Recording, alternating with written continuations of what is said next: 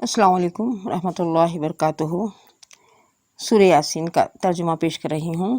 سورہ یاسین مکی صورت ہے اور 83 آیت پر مشتمل ہے۔ بسم اللہ الرحمن الرحیم۔ شروع کرتی ہوں اللہ کے نام سے جو بڑا ہی مہربان اور رحم والا ہے۔ یاسین قرآن کی قسم ہے جو تمام حکمتوں سے بھرا ہوا ہے۔ اے محمد، بلا شبہ آپ رسولوں میں سے ہیں، سیدھے راستے پر ہیں۔ یہ قرآن نازل کیا ہوا ہے زبردست مہربان کی طرف سے کہ آپ ان لوگوں کو ڈرائیں جن کے باپ دادا کو نہیں ڈرایا گیا۔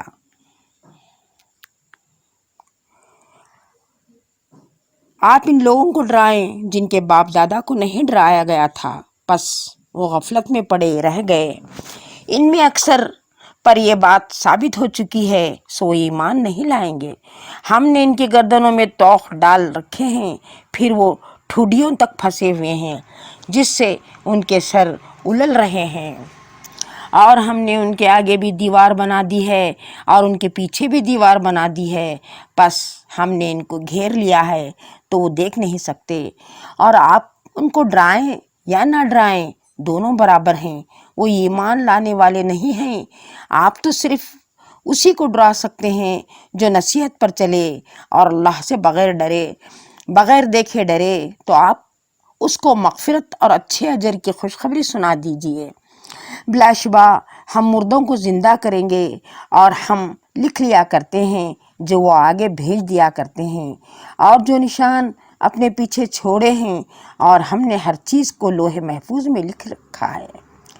اور ان سے گاؤں والوں کا قصہ بیان کیجیے جب ان کے پاس رسول آئے، یعنی جب ہم نے ان کے پاس 2 رسول بھیجے تو انہوں نے ان کو جھٹلایا، پھر ہم نے تیسرے سے تقویت دی تو انہوں نے کہا ہم تمہاری طرف رسول بن کر آئے ہیں۔ گاؤں والوں نے کہا تم ہماری طرح کے آدمی ہو اور اللہ نے تو کوئی چیز نازل نہیں کی، تو تم محض اور ہمارے ذمے صرف اتنا ہے کہ ہم صاف صاف پیغام پہنچا دیں اور بس۔ انہوں نے کہا کہ ہم تم کو منحوس سمجھتے ہیں، اگر تم باز نہ آؤ گے تو ہم تم کو سنسار کر دیں گے اور تم کو ہماری طرف سے دکھ دینے والی تکلیف پہنچے گی۔ رسولوں نے کہا کہ تمہاری نحوست تمہارے ساتھ ہے، کیا اس لیے تم کو نصیحت کیا جائے؟ بلکہ تم حد سے آگے بڑھنے والے ہو۔ اور شہر کے کسی دور مقام سے دوڑتا ہوا ایک آدمی آیا، وہ کہنے لگا اے میری قوم، تم ان رسولوں کے حکم پر چلو، تم ایسے لوگوں کی پیروی کرو جو تم سے کوئی صلہ نہیں چاہتے اور وہ خود سیدھے راستے پر ہیں، اور میرے پاس کیا عذر ہے کہ میں اس کی عبادت نہ کروں جس نے مجھے پیدا کیا ہے، اور اسی کی طرف تم سب کو لوٹ کر جانا ہے۔ کیا میں اس کو چھوڑ کر ایسوں کو معبود بناؤں کہ اگر اللہ میرے حق میں نقصان چاہے تو ان کی سفارش مجھے کچھ بھی فائدہ نہ دے سکے اور نہ ہی مجھے چھڑا سکیں؟ اگر میں ایسا کروں تب تو میں کھلی گمراہی میں مبتلا ہو جاؤں گا۔ میں تمہارے رب پر ایمان لایا ہوں، سو تم میری بات سنو۔ حکم ہوا کہ بحشت میں داخل ہو جا۔ وہ بولا کاش میری قوم کو معلوم ہو جائے کہ میرے رب نے مجھے بخش دیا اور مجھے معزز لوگوں میں شامل فرما دیا، اور ہم نے اس کے بعد اس کی قوم پر آسمان سے کوئی لشکر نہیں اتارا اور نہ ہم اتارنے والے تھے، وہ تو صرف ایک چنگھاڑ تھی، سو وہ اس سے ناگہاں بجھ کر پڑے رہ گئے۔ بندوں کے حال پر افسوس ہے کہ ان کے پاس کوئی رسول نہیں آیا جن کا انہوں نے مذاق نہ اڑایا ہو۔ کیا انہوں نے نہیں دیکھا کہ ہم نے ان سے پہلے کتنے لوگوں کو ہلاک کر ڈالا تھا کہ ان کی طرف لوٹ کر نہیں آئیں گے، اور یہ سب کے سب ہمارے سامنے حاضر کیے جائیں گے، اور ان کے لیے ایک نشانی زمین مردہ ہے کہ ہم نے اس کو زندہ کیا اور اس میں سے اناج اگایا، پھر یہ لوگ اس میں سے کھاتے ہیں، اور ہم نے اس میں کھجوروں اور انگوروں کے باغات لگائے اور اس میں چشمے جاری کر دیے تاکہ یہ لوگ ان کے پھل کھائیں، اور ان کو ان کے ہاتھوں نے نہیں بنایا تو کیا شکر نہ کریں گے؟ وہ ذات پاک ہے جس نے ہر چیز کے جوڑے بنائے، زمین کی نباتات کے اور خود ان کے اور ان چیزوں کے جن کی ان کو خبر نہیں۔ اور ان کے لیے ایک نشانی رات ہے کہ ہم اس میں سے دن کو کھینچ لیتے ہیں تو اس وقت ان پر اندھیرا چھا جاتا ہے اور سورج اپنے ٹھکانے کی طرف چلتا رہتا ہے۔ ایک مقرر کیا ہوا اندازہ ہے، اس کا جو زبردست ہے، علم والا ہے، اور چاند کی ہم نے منزلیں مقرر کر دی ہیں، یہاں تک کہ چاند گھڑتے گھڑتے کھجور کی پرانی ٹہنی کی طرح ہو جاتا ہے۔ نہ تو سورج ہی چاند تک پہنچ سکتا ہے کہ اس کو جا پکڑے، اور نہ رات ہی دن سے پہلے آ سکتی ہے، اور وہ ہر ایک دائرے میں تیر رہا ہے۔ اور ایک نشانی ان کے لیے یہ ہے کہ ہم نے ان کی اولاد کو بھری ہوئی کشتی میں سوار کیا، اور ان کے لیے ہم نے ایسی ہی چیزیں اور پیدا کی جن پر وہ سوار ہوتے ہیں، اور اگر ہم چاہیں تو ان کو غرق کر دیں تو پھر نہ کوئی ان کی فریاد سنے گا اور نہ ہی بچائے گا، مگر یہ ہماری رحمت ہے اور ایک عرصے تک ان کو فائدہ دیتا ہے۔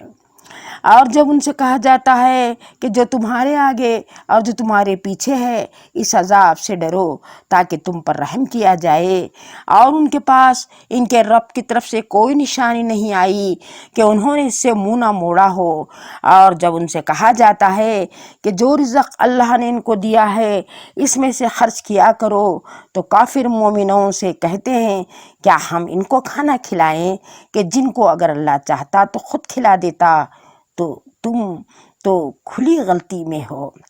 اور وہ کہتے ہیں کہ یہ وعدہ کب پورا ہوگا اگر تم سچے ہو، یہ تو ایک چنگھاڑ کا انتظار کر رہے ہیں جو ان کو اس حال میں آ پکڑے گی جب وہ آپس میں لڑ رہے ہوں گے، پھر نہ تو وصیت کرنے کا موقع ہوگا اور نہ وہ اپنے گھروں میں واپس جا سکیں گے، اور جب سور پھونکا جائے گا تو وہ سب خبروں سے اپنے رب کی طرف دوڑیں گے اور کہیں گے کہ ہائے ہماری کمبختی، ہمیں ہماری خبروں سے کس نے جگایا۔